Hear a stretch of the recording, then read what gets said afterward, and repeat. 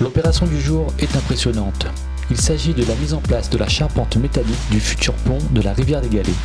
Les poutres de couleur rouge sont assemblées par paires sur la rive droite, puis elles sont ensuite lancées dans le vide pour atteindre la première pile.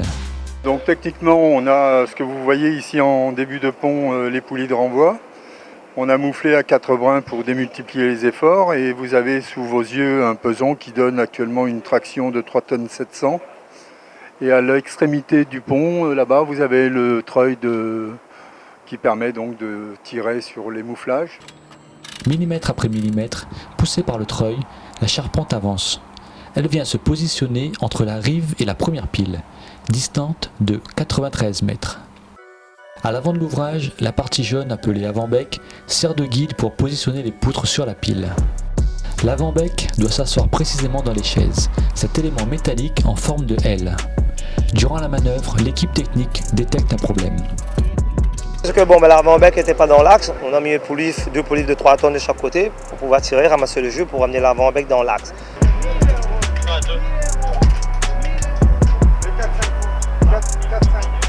Donc comme il n'était pas dans l'axe, on est obligé de tirer. L'avant-bec il est souple parce que c'est boulonnant, il y a du boulon et avec des croisillons. Donc il est plus souple que le pont, c'est lui qui va guider le pont pour mettre le pont dans l'axe pour aller sur P4.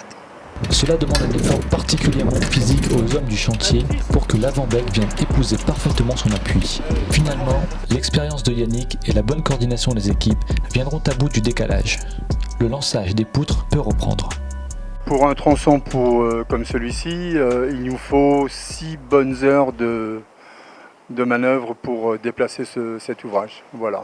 Pour terminer cette partie du tablier, 4 lancements seront nécessaires pour rejoindre la rive gauche du côté de Saint-Paul.